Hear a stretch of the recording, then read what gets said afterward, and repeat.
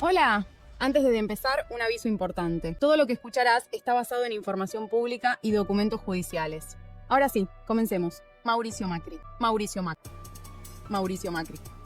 Nació en 1959 en Tandil, hijo de Franco Macri, un magnate cuyos negocios iban desde autopartes hasta peajes. Estudió en el Colegio Cardenal Newman, una de la élite porteña, donde conoció a Nicolás Caputo, su futuro socio en polémicos negocios.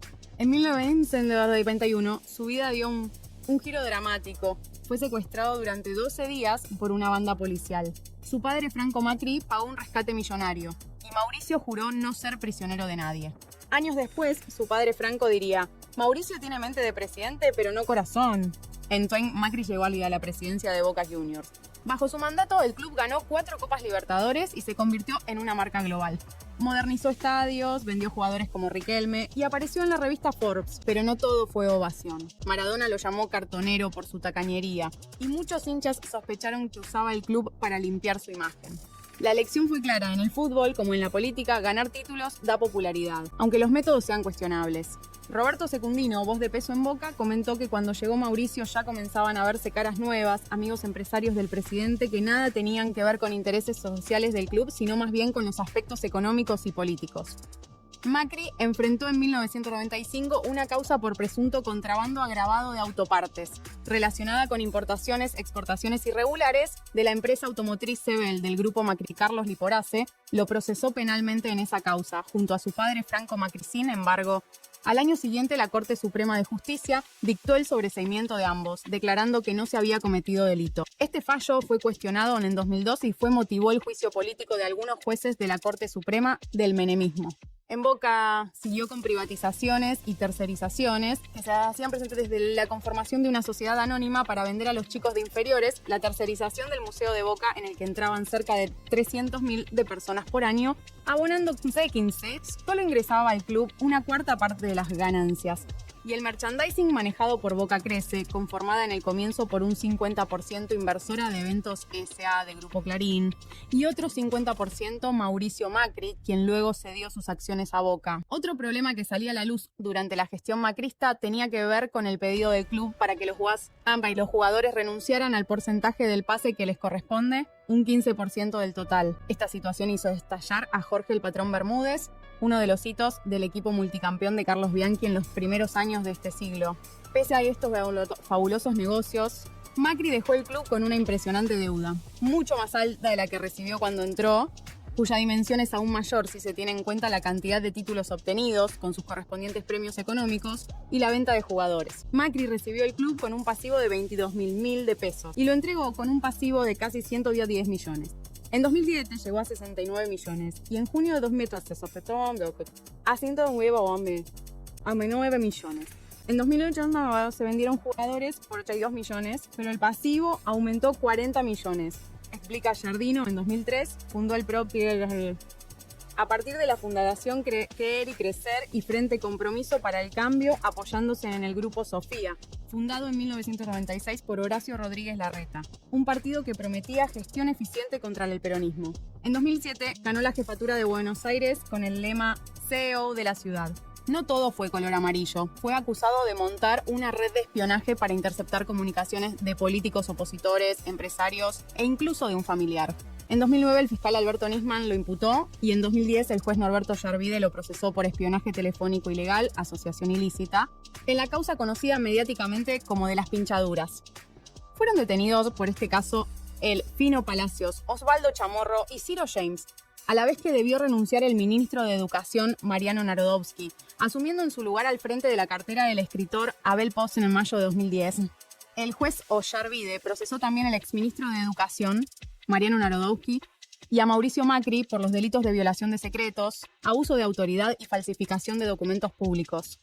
Falsificación de documentos públicos en concurso con el de asociación ilícita, en carácter de miembro. Y como partícipe necesario. La causa avanzó lentamente y Macri llegó a asumir la presidencia en diciembre de 2015, siendo el primer presidente argentino en asumir con un procesamiento. No obstante, días después de asumir la presidencia, Macri obtuvo un sobreseimiento en primera instancia, decisión que luego fue confirmada por la Cámara Federal en 2016. De ese modo, Macri quedó definitivamente desvinculado de la causa de espionaje en la ciudad, que continuó solo respecto de otros implicados. Hubo denuncias de supuestas presiones a jueces en esta causa. Por ejemplo, se investigó sin éxito si un operador judicial, Daniel Angelici, pagó sobornos a un camarista para favorecer a Macri en su sobreseimiento. Otra célebre causa fue la de la deuda millonaria, que la empresa Correo Argentino, perteneciente a la familia Macri, mantenía con el Estado desde 2001. En 2016 se reveló que el gobierno de Macri, a través del entonces ministro de Comunicaciones Oscar Aguad, había aprobado un acuerdo muy favorable para condonar gran parte de esa deuda histórica. La fiscal Gabriela Boquín denunció la maniobra como un fraude al Estado, logrando frenarla. Esto motivó una causa penal por negociaciones incompatibles e incumplimiento de deberes, en la cual fueron indagados en 2017 varios funcionarios.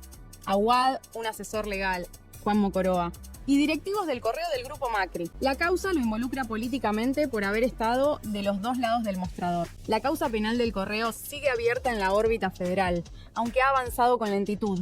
Paralelamente, en el fuero comercial se decretó en 2021 la quiebra de Correo Argentino S.A. ante la imposibilidad de pago. Nuevamente, el lento proceso de la justicia impidió esclarecer los hechos y que el pueblo argentino reciba el pago correspondiente por dicha deuda, siguiendo congelada la causa aún en la actualidad por razones no muy aparentes. Solución. A los días, un juez lo sobreseyó. Argentina es un país donde la justicia a veces parece tener timing político. Durante su gobierno se basó en abrir la economía, pero la deuda externa saltó de 45.000 a 311.000 millones de dólares. Firmó un préstamo récord con el FMI de más de 50.000 millones, mientras la inflación llegaba al 55%. En 2016, los Panama Papers lo vincularon con dos empresas offshore. En la filtración global Panama Papers apareció como director de dos sociedades offshore, Fleck Trading Limited y Kagemuya S.A., no declaradas inicialmente en sus declaraciones juradas. Su excusa: fue un error, no son mías. La justicia nuevamente le creyó. Finalmente, Comodoro Pi no encontró delito y decidió no elevar cargos contra Macri, otra causa por corrupción. Durante la presidencia de Macri fue la investigación de la renegociación de contratos de peajes de autopistas. Desde su gobierno benefició de forma irregular a Autopistas del Sol, Chau, concesionaria de la Panamericana, de la cual el grupo Macri era accionista en un 7%, mediante un fuerte aumento tarifario y una extensión anticipada del contrato, para luego vender sus acciones con ganancia extraordinaria. Fue imputado por administración fraudulenta en esta causa, investigándose si desde el Estado se acordó pagar una compensación de 449 millones de dólares a Ausol, para luego justificar la prórroga del contrato. En primera instancia, el juez Daniel Rafecas archivó la causa en 2022 al considerar que no hubo delito, siendo considerado esto un favor judicial. Otra de las causas que más ha complicado a Macri tras su presidencia. Se investiga la venta irregular de 6 parques de energía eólica que el grupo Macri adquirió a través de empresas interpuestas durante 2016-2017 y luego revendió obteniendo ganancias cercanas a 50 millones de dólares, utilizando sociedades pantalla offshore en España y Luxemburgo para comprar esos parques que originalmente había concesionado la española Isolux a precio vil, aprovechando información privilegiada y posible influjo oficial, y luego revenderlos con sobreprecio cuando ya estaban en manos de la familia Macri. La causa la tomó el juez Marcelo Martínez de Giorgi y avanzó con prueba testimonial. Ya declaró incluso Mariano Macri, hermano de Mauricio, en 2021. Y peritajes Macri aún no fue llamado a indagatoria. Los denunciantes pidieron que se lo cite, al igual que a su hermano Gianfranco, beneficiario final de las sociedades offshore. A mayo de 2025, el expediente sigue abierto y en plena investigación. No hay sobreseimiento ni elevación a juicio todavía, por lo que Macri permanece bajo la lupa judicial. En 2018 se lo acusó de que su gobierno espió a familiares de las víctimas del ARA San Juan a través de la AFI 44 submarinistas fallecidos en el hundimiento del ARA San Juan, quienes realizaban reclamos al gobierno en octubre de 2021. El juez federal de Dolores Martín Baba procesó a Macri por este hecho, estimando que había semiplena prueba. Macri apeló y en julio de 2022 la Cámara Federal porteña revocó ese procesamiento, dictando su sobreseimiento por inexistencia de delito. Los jueces consideraron que las tareas de inteligencia sobre los efectivamente habían sucedido, pero no se logró probar que fueran por un interés delictivo. El fallo benefició también a los ex jefes de la AFI, Gustavo Arribas y Silvia Magdalani, y actualmente esa investigación está archivada en octubre de 2021. El juez federal de Dolores Martín Baba procesó a Macri por este hecho, estimando que había semiplena prueba. Otra causa que estuvo implicado fue la de mesa judicial. por una serie de presiones realizadas a jueces y fiscales para orientar sus decisiones. Su asesor, Fabián Pepín Rodríguez Simón, y otros exfuncionarios fueron imputados por abuso de autoridad e incumplimiento de deberes. A raíz de denuncias de que habrían coaccionado a magistrados en noviembre de 2023, la jueza María Eugenia Capuchetti firmó la desvinculación de todos los imputados. Y en mayo de 2024, la Cámara Federal confirmó los sobreseimientos al sostener que las acusaciones carecían de sustento. En 2024, Macri retomó el PRO y se alió con Javier Milei, aunque evita fotos con el polémico libertario. Su legado: más de 200 causas judiciales sin condenas, pero que siguen abiertas. Macri logró evitar llegar a instancias de juicio oral en todos los casos, con un partido que rompió el bipartidismo para instalar la política de los amigos. Simple: te procesan, apelás. Un juez amigo te sobresee, repetí. Empresario o político.